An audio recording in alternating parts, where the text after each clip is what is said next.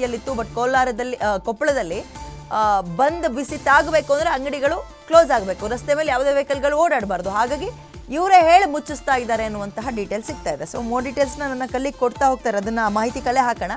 ಸದ್ಯಕ್ಕೆ ಕೊಪ್ಪಳ ನಗರದ ಬಸ್ ನಿಲ್ದಾಣದಲ್ಲಿ ಶಾಪ್ಗಳಿರುತ್ತವಲ್ಲ ಅವು ಕೂಡ ಬಂದ್ ಮಾಡಿಸ್ತಾ ಇದ್ದಾರೆ. ಮತ್ತು ಕೆಲ ಕಾರ್ಯಕರ್ತರು ನೋಡಿ ಅಲ್ಲಿ ವಿಭಿನ್ನವಾಗಿ ಪ್ರತಿಭಟನೆಗೆ ಮುಂದಾಗ್ತಾ ಇದ್ದಾರೆ. ಬೆಳಗಿನ ಜಾವವೇ ಬಂದು ರಸ್ತೆ ಮೇಲೆ ಮಲಗಿ ತಮ್ಮ ಆಕ್ರೋಶವನ್ನು ವ್ಯಕ್ತಪಡಿಸ್ತಾ ಇದ್ದಾರೆ. ಮಗದೊಂದು ಕಡೆ ಪೊಲೀಸರು ಕೂಡ ಅಲರ್ಟ್ ಆಗಿದ್ದಾರೆ ಈ ಒಂದು ಭದ್ರತೆಯನ್ನು ಕೊಡುವಂತಹ ದೃಷ್ಟಿಯಲ್ಲಿ. ಇದರ ನಡುವೆ ಒಂದು 5-6 ಜನ ಸೇರಿದ್ದಾರೆ. ಇದು ಸಂಖ್ಯೆ ಜಾಸ್ತಿ ಆಗುತ್ತೆ, ಮುಂದಕ್ಕೆ ಹೋಗ್ತಾ ಸಂಖ್ಯೆ ಆಟೋಮೆಟಿಕ್ ಆಗಿ ಜಾಸ್ತಿ ಆಗುತ್ತೆ. ಕಾರ್ಯಕರ್ತರು ಬಂದು ಜಾಯಿನ್ ಆಗ್ತಾರೆ, ಇನ್ನೂ ಕೂಡ ಕೆಲವರು ಎದ್ದೇ ಇರಲ್ಲ, ಬರ್ತಾರೆ, ಆಮೇಲೆ ಅವರು ಕೂಡ ಸೇರ್ಕೊಳ್ತಾರೆ. ಅದಕ್ಕೆ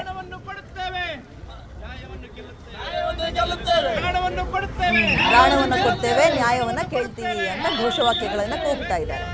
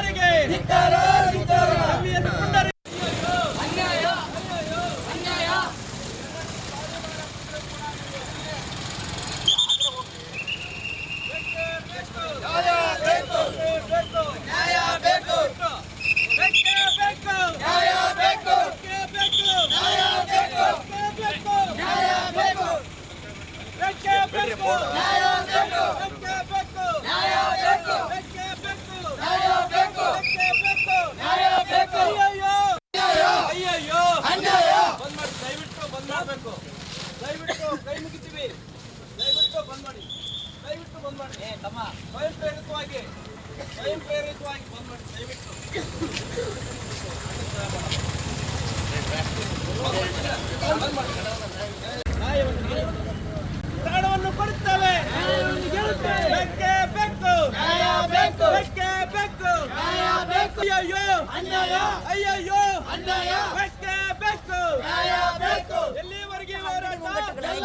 ಹಣ್ಣಿನ ಅಂಗಡಿ ನೋಡ್ತಾ ಇದ್ದೀರಿ, ಆ ಓನರ್ ಹತ್ರ ಹೋಗಿ ದಯವಿಟ್ಟು ಸ್ವಯಂ ಪ್ರೇರಿತರಾಗಿ ನೀವೇ ಮುಚ್ಚಬೇಕು ಅಂತ ಅವ್ರ ಕಾಲಿಗೆ ಕೂಡ ಬೀಳಕ್ ಹೋಗಿದ್ದಾರೆ. ಎಸ್, ಇದೊಂದು ರೀತಿ ಹೈಡ್ರಾಮಾ ನಡೀತಾ ಇದೆ. ಕೊಪ್ಪಳದಲ್ಲಿ ಅಂಗಡಿಗಳನ್ನ ಮುಚ್ಚಿಸ್ತಾ ಇದ್ದಾರೆ. ರಸ್ತೆ ಮೇಲೆ ಪ್ರತಿಭಟನೆ ಮಾಡೋದ್ರ ಮುಖಾಂತರ ವೆಹಿಕಲ್ಗಳು ಮೂವ್ ಆಗ್ಲಿಕ್ಕೆ ಒಂದು ಅವಕಾಶವನ್ನ ಮಾಡಿಕೊಡ್ತಾ ಇಲ್ಲ. ಪೊಲೀಸರು ಆ ಒಂದು ಕ್ಲಿಯರ್ ಮಾಡೋದಕ್ಕೆ ಕೂಡ ಬೆಳಗ್ಗೆನೆ ಹರಸಾಹಸಕ್ಕಿಲ್ದಂಗೆ ಕಾಣಿಸ್ತದೆ. ಇದೆಲ್ಲವೂ ಕೂಡ ಕೊಪ್ಪಳದಲ್ಲಿ ನೋಡ್ತಾ ಇರುವ ಚಿತ್ರಣ. ಕೊಪ್ಪಳದಲ್ಲಿ ಸ್ವಲ್ಪ ಬಂದ್ ಬಿಸಿ ಜನರಿಗೆ ತಟ್ಟುವ ಲಕ್ಷಣಗಳು ಆರಂಭದಲ್ಲೇ ಕಾಣಿಸ್ತಾ ಇದೆ, 8-8:30 ಸಂದರ್ಭದಲ್ಲೇ ಕಾಣಿಸ್ತಾ ಇದೆ. ನೆಕ್ಸ್ಟ್ ಮೈಸೂರು ಕಡೆಗೆ ಹೋಗೋಣ ನಾವು. ಮೈಸೂರಿನಲ್ಲಿ ಕನ್ನಡ ಪರ ಸಂಘಟನೆಗಳ ಪ್ರತಿಭಟನೆಯ ಕಿಚ್ಚು ಹೇಗಪ್ಪ ಇದೆ ಅಂದ್ರೆ, ಬೆಳಗಿನ KSRTC ಬಸ್ ನಿಲ್ದಾಣದಲ್ಲಿ ಪ್ರೊಟೆಸ್ಟ್ಗೂ ಕೂಡ ಮುಂದಾಗಿದ್ದಾರೆ. ದಯವಿಟ್ಟು ಬಸ್ ಓಡಿಸೋದನ್ನ ನಿಲ್ಲಿಸಿ ಅಂತ ಮನವಿ ಮಾಡ್ತಾ ಇದ್ದಾರೆ.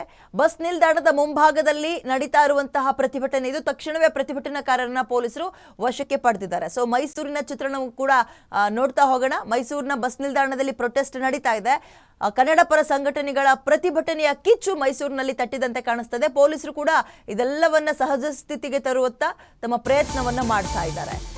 ಮೈಸೂರಿನಲ್ಲಿ ಕನ್ನಡ ಪರ